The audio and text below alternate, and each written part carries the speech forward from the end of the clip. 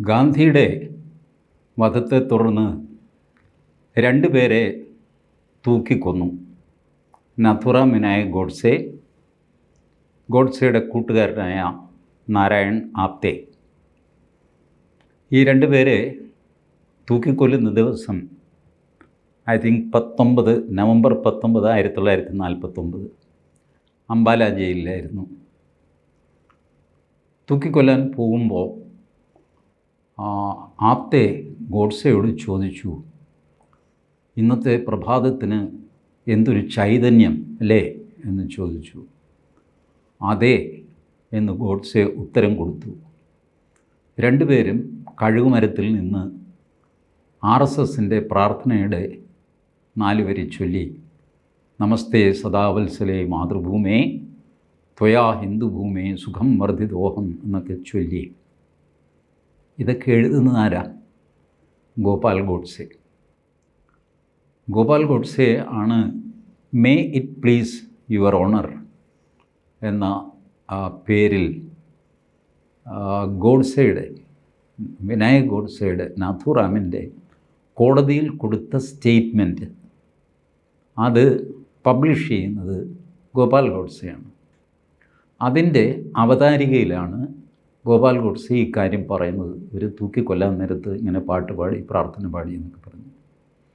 അങ്ങനെയൊന്നും സംഭവിച്ചിട്ടില്ല. ഗോപാൽ ഗോഡ്സെ ഒരു പൊങ്ങച്ചം എഴുതിയതായിരിക്കണം. ഈ തൂക്കിക്കൊല എന്ന് പറയുന്നത് എന്താണെന്ന് നിങ്ങൾക്കറിയാമോ? തൂക്കിക്കൊല്ലുന്നത് മിക്കവാറും പ്രഭാതത്തിന് മുമ്പാണ്. രാവിലെ 4:30 മണി അല്ലെങ്കിൽ 5 മണി. ഏതായാലും സൂര്യൻ ഉദിക്കുന്നതിന് മുമ്പ് തൂക്കിക്കൊല കഴിയും. യാക്കൂബ് മെമനാണ് അടുത്ത കാലത്ത് തൂക്കിക്കൊല്ലപ്പെട്ട ഒരാൾ. അയാളെ തൂക്കിക്കൊല്ലാൻ കോടതി തീരുമാനിച്ച സമയം 6 മണിയായിരുന്നു. മുംബൈയിലായിരുന്നു അത്.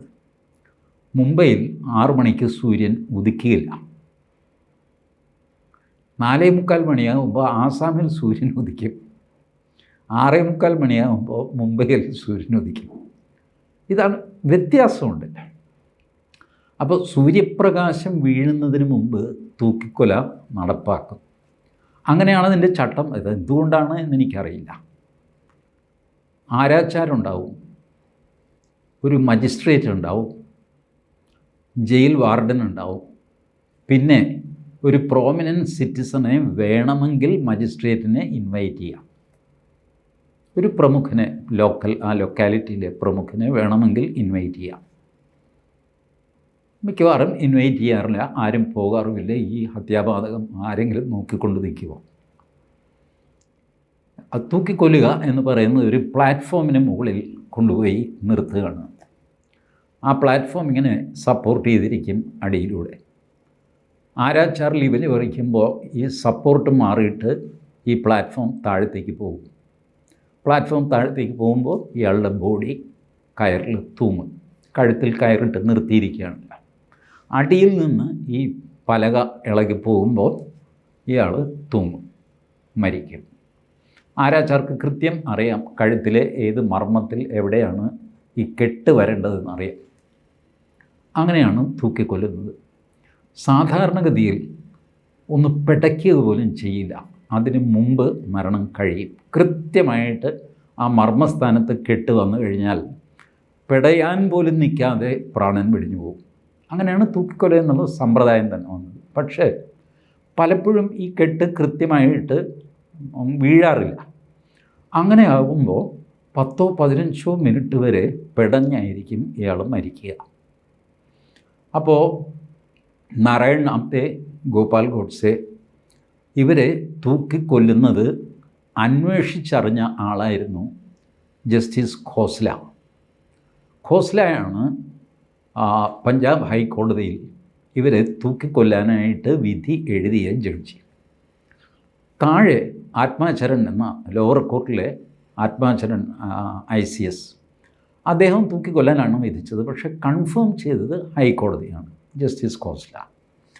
ജസ്റ്റിസ് ഖോസ്ല ഇത് അന്വേഷിച്ച്, ജസ്റ്റിസ് ഖോസ്ല ഇവരെ തൂക്കിക്കൊല്ലുമ്പോൾ അവിടെ ഇല്ല. ബട്ട് അദ്ദേഹം അന്വേഷിച്ച് അദ്ദേഹത്തിൻ്റെ പുസ്തകത്തിൽ അദ്ദേഹം എഴുതുന്നു, നവംബർ 15, 1949. ഞാൻ നേരത്തെ നവംബർ 19 എന്നാണ് പറഞ്ഞതെന്ന് തോന്നുന്നു. November 15, 1949, when Nathuram Godse and Narayan alias Nana Apte were being taken to be hanged. എന്നിട്ട് ഖോസ്ലയുടെ പുസ്തകത്തിൽ അദ്ദേഹം എഴുതുകയാണ്, Godse walked in front. Godse മുമ്പിൽ നടന്നു. His step occasionally faltered. ഇടയ്ക്കിടയ്ക്ക് കാല് ഇടറുന്നുണ്ടായിരുന്നു. His demeanour and general appearance evidence a state of nervousness and fear. Nervous ആയിരുന്നു Godse, ഭയന്നിരുന്നു Godse. He tried to fight against it and keep up a bold exterior by shouting every few seconds the slogan Akhanda Bharat. തനിക്ക് പരിഭ്രമമില്ല എന്ന് കാണിക്കാൻ വേണ്ടിയിട്ട് അഖണ്ഡ ഭാരത് എന്ന് പറഞ്ഞുകൊണ്ടിരുന്നു ഗോഡ്സെ. അഖണ്ഡ ഭാരത് എന്ന് പറഞ്ഞാൽ undivided India. But his voice had a slight crack in it and the vigour with which he had argued his case at the trial and in the High Court seemed to have been all but expended. കോടതിയിൽ വാദിക്കുമ്പോൾ എന്തായിരുന്നു ഗോഡ്സെയുടെ വീര്യം, ഉശിര്, ഊർജം? അതെല്ലാം നഷ്ടപ്പെട്ടിരുന്നു, തകർന്നു പോയിരുന്നു നഥുറാമിനായ ഗോഡ്സെ. അഖണ്ഡ ഭാരത് എന്ന് ജപിച്ചിരുന്നു ഇടയ്ക്ക്. The desperate cry was taken up by Apte. നിരാശയിൽ നിന്ന് എന്ന പോലെ ഒരു മനുഷ്യൻ്റെ, തകർന്ന മനുഷ്യൻ്റെ അഖണ്ഡ ഭാരത് കേട്ടിട്ട് ഉറച്ച ശബ്ദത്തിൽ അമർ രഹേ എന്ന് വിളിച്ചത് നാരായൺ ആപ്തെയായിരുന്നു. ഹു ഷൗട്ടഡ് അമർ രഹേ. His loud and firm tone made an uncanny contrast to Godse's. ആപ്തെയുടെ ഗാംഭീര്യം, അയാളുടെ ഒട്ടും പതർച്ചയില്ലാതെ വളരെ സ്റ്റൗട്ടായിട്ടാണ് അമർ രഹേ എന്ന് പറഞ്ഞുകൊണ്ടിരുന്നത്. അങ്ങനെ ക്ഷീണിതമായ, ഭയന്നുപോയ അഖണ്ഡ ഭാരത് അമർ രഹേ എന്ന ഉറച്ച ശബ്ദം, ഇത് രണ്ടും കൂടെ ചേർന്നാണ് അന്ന് കേട്ടത്. At times almost feeble utterance. ഗോഡ്സെയുടെ ശബ്ദം തീരെ, അഖണ്ഡ ഭാരത് തീരെ ചെറുതായി പോയിരുന്നു.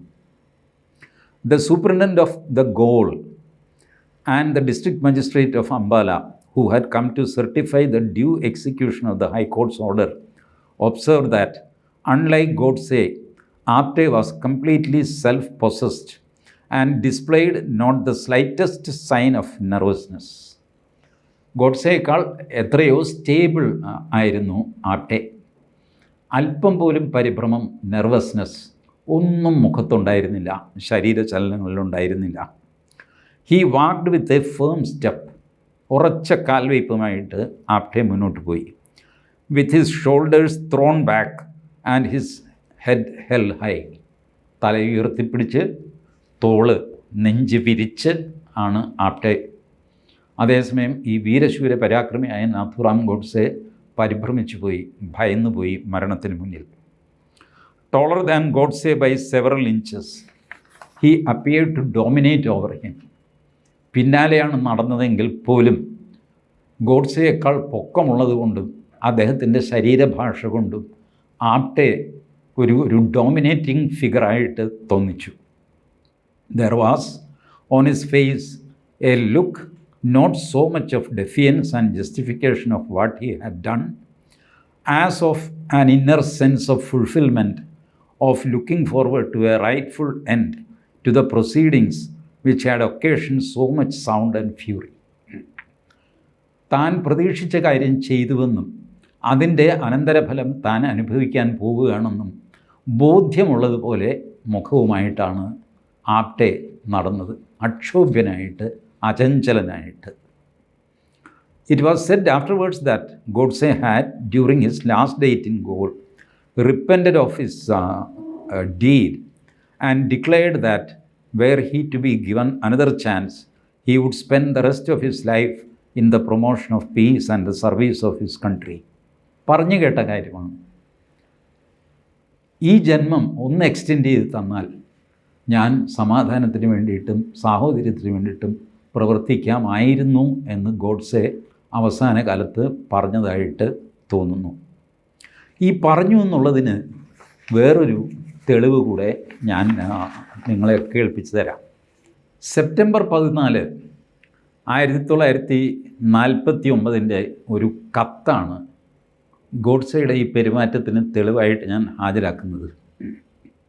ആ കത്ത് deputy high commissioner for India in Pakistan അദ്ദേഹം എഴുതിയ കത്താണ്. പാകിസ്ഥാനിലുള്ള ഇന്ത്യൻ ഡെപ്യൂട്ടി ഹൈ കമ്മീഷണർ, ഇവിടെയുള്ള Prem Krishan, deputy secretary to the government of India, ministry of external affairs, വിദേശകാര്യ ഡെപ്യൂട്ടി സെക്രട്ടറിക്ക് അവിടുത്തെ ഡെപ്യൂട്ടി ഹൈ കമ്മീഷണർ അയച്ച കത്താണ്. My dear Prem Krishan, I enclose herewith 2 airmail letters. ഞാൻ 2 എയർമെയിൽ ലെറ്റർ കത്തുകൾ ഇതിൻ്റെ കൂടെ വയ്ക്കുന്നു. Containing exhortations to Christianity received from UK for mister Nathuram Vinayak Godse and mister Narayan Apte accused in the Gandhiji murder trial. ക്രിസ്ത്യാനിറ്റിയിലേക്ക് മതം മാറാൻ ആഹ്വാനം ചെയ്തുകൊണ്ട് ഇംഗ്ലണ്ടിൽ നിന്ന് പാകിസ്ഥാനിലെ ഡെപ്യൂട്ടി ഹൈ കമ്മീഷണർക്ക് അയച്ച 2 കത്തുകൾ അത് ഗോഡ്സെയ്ക്കും ആപ്റ്റേക്കും വേണ്ടിയുള്ളതാണ്. These may be transmitted to the addressees. Yours sincerely YK Puri. ഈ കടലാസ് ഞാൻ നാഷണൽ ആർക്കൈവ്സിൽ നിന്ന് എടുത്തതാണ്. അവിടെ ഇപ്പോഴും ഇതിരിപ്പുണ്ട്. മഹാത്മാഗാന്ധിയെ കൊന്ന് തൂക്കിക്കൊല്ലാൻ വിധിക്കപ്പെട്ട് ദിവസങ്ങൾ മാത്രം ബാക്കിയുള്ളപ്പോൾ മതം മാറ്റാനായിട്ട് ശ്രമം നടക്കുന്നു. What A Phars my Countryman, what A Phars. This is all government of India official record. Who will answer for this? ഒരു പക്ഷേ ഒരു ജീവിതം നീട്ടിക്കിട്ടണം എന്ന് ഡെസ്പറേറ്റായിട്ട് ഗോഡ്സെ ആഗ്രഹിച്ച് കാണും. ആപ്റ്റയെ പോലെ അത്ര ആത്മധൈര്യമുള്ള ആളായിരുന്നില്ല വിനായക് ഗോഡ്സെ. ഗോഡ്സെ ഭയന്നു പോയി കാണും, കോൺസിക്വൻസസ് ഓർത്ത് പശ്ചാത്തപിച്ച് കാണും. ആ സമയത്തൊക്കെ മനുഷ്യൻ ദുർബലനാകുമ്പോഴാണല്ലോ ഈ കൺവേർഷൻ എന്നുള്ള പാമ്പ് പ്രത്യക്ഷപ്പെടുന്നത്. ഇവിടുന്ന് എന്തോ ഒരു സിഗ്നൽ അവിടെ കിട്ടിക്കാണണം ഇംഗ്ലണ്ടിൽ. ഇയാളാകെ മാനസികമായിട്ട് തകർന്നിരിക്കുകയാണ്. ഈ സമയത്ത് വേണമെങ്കിൽ നമുക്ക് ഇയാളെ കൺവേർട്ട് ചെയ്യാം. ഇനി ഒന്നുമില്ലെങ്കിൽ അന്നത്തെ പവർ ഉപയോഗിച്ചിട്ട്, ബ്രിട്ടൻ്റെ പവർ ഉപയോഗിച്ചിട്ട് വധശിക്ഷയിൽ നിന്ന് ഇളവ് ചെയ്യാൻ ന്യായം പറഞ്ഞാൽ മതിയല്ലോ. ഗാന്ധിജിയാണ് ഈ വിധി പുറപ്പെടുവിക്കുന്നതെങ്കിൽ ഗാന്ധിജി എന്ത് ചെയ്യും? ഗോഡ്സെയും ആപ്റ്റെയും എല്ലാവരെയും വെറുതെ വിടുന്നല്ലേ പറയുള്ളൂ. അത്രയ്ക്ക് ദീനാനുകമ്പയുള്ള ആളായിരുന്നല്ലോ ഗാന്ധിജി. അതുകൊണ്ട് ഗാന്ധിജിയെ കൊന്നവരെ തിരിച്ചു കൊല്ലുന്നത് ഗാന്ധിജിയുടെ പ്രിൻസിപ്പിളിനെതിരാണ് എന്ന് പറഞ്ഞിട്ട് നമുക്കിവരെ രക്ഷിക്കാം. 2 ക്രിസ്ത്യാനിയെങ്കിൽ 2 ക്രിസ്ത്യാനി പോരട്ടെ, അതും പ്രോമിനൻറ്റ്. ഇന്ത്യയിൽ എന്തായിരുന്നു അവരുടെ സ്വാധീനം? കാരണം ഈ ഗാന്ധി വധം കഴിഞ്ഞപ്പോൾ ഈ ആൾക്കാർ വല്ലാതെ ഹീറോയായി. അങ്ങനെ ആവുമല്ലോ. നിങ്ങൾ വലിയൊരു മനുഷ്യനെ കൊന്നു കഴിഞ്ഞാൽ നിങ്ങളുടെ കൂടെയും കുറേ ആൾ കൂടും, നിങ്ങളും പോപ്പുലറാകും.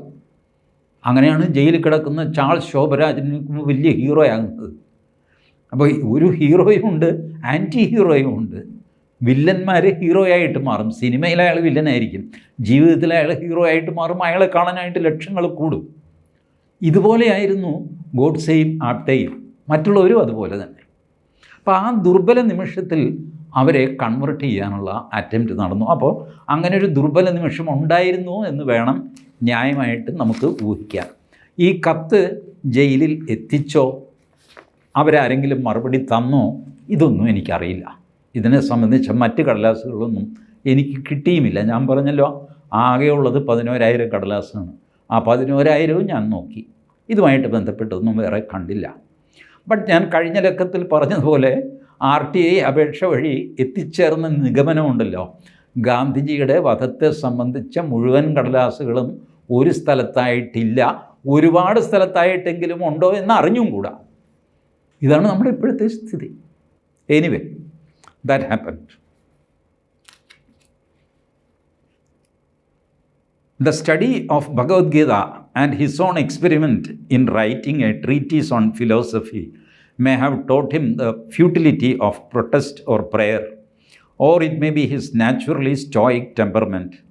But he walked to his doom with the self-assurance and confidence of a man who is about to receive no more and no less than the expected and deserved reward for doing his duty.